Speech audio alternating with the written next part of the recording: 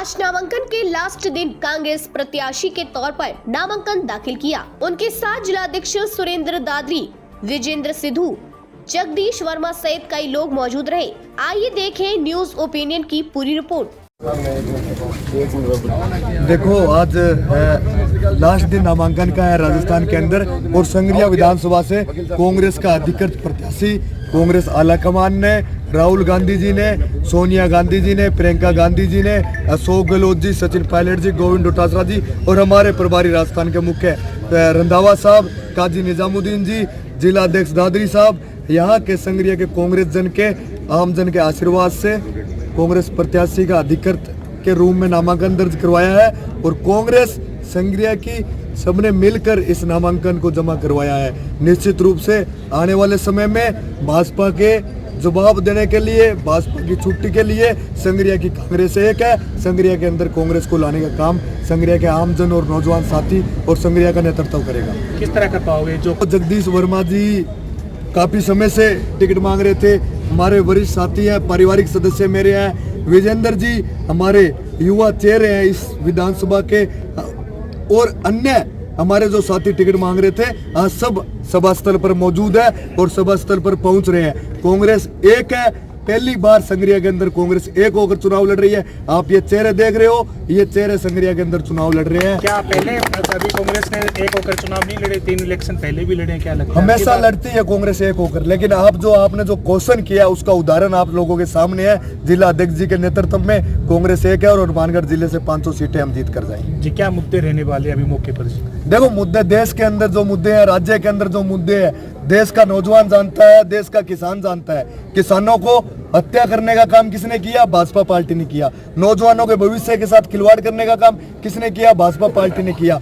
आज संगरिया क्षेत्र किसान बाहुल्य क्षेत्र है। हर एक गांव का किसान यहाँ पर दिल्ली की बॉर्डर पर बैठा था, उसको खदेड़ने का काम, उसकी हत्याएं करने का काम भाजपा सरकार ने किया, नरेंद्र मोदी ने किया। और राज्य सरकार ने 7 गारंटी योजनाएं हो, नौजवानों के भविष्य को सुरक्षित रखने का सवाल हो, किसानों के सहूलियत का सवाल हो, राज्य सरकार ने अनेक योजनाएं दी है। 25 लाख का बीमा हो, आप कोई भी योजना है राज्य सरकार की उठा के देख लो, अगर आम आदमी के विपक्ष के अंदर है। और भाजपा की एक योजना है, आप हमें बता दो, जमीन के अंदर आई है, जमीन पर आज तक उन्होंने काम किया है। उन्होंने जातियों को लड़वाने का काम, धर्मों को लड़वाने का काम, ये काम करने का काम किया है। और आप देखते हो संगरिया के अंदर पिछले 10 वर्षों से कैसे सूखा पड़ा है, कहाँ विकास हुआ है, कहाँ विश्वविद्यालय बने हैं 10 वर्षों में। यहाँ का विधायक राज में होते हुए भी जनता के बीच में नहीं जा पाए।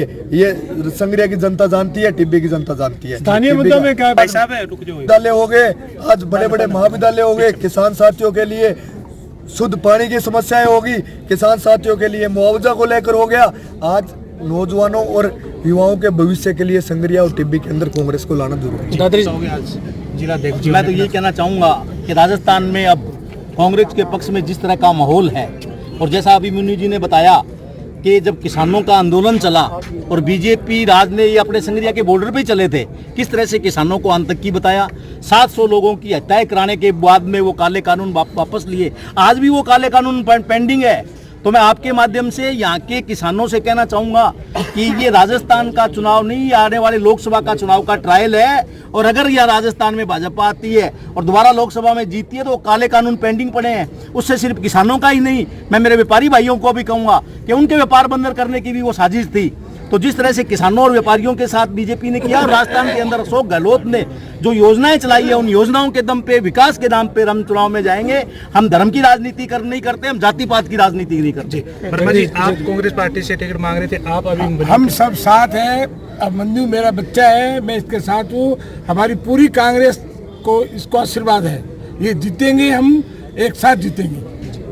नहीं सर, मैं ये कहना चाहूँगा कि जो राहुल गांधी जी ने और शीर्ष नेतृत्व ने संदेश दिया है कि वह युवाओं को मौका दे रही है, बहुत बड़ा संदेश है। और पूरे युवा एकजुट होकर, पूरे युवा कांग्रेस के राजस्थान के अंदर, संगरिया के अंदर सब हम एकजुट हैं और एकजुट होकर हम इस बार 100% कांग्रेस सरकार ये जीतने जा रही है। संगरिया की सीट 10 साल का बनवास खत्म होने जा रहा है।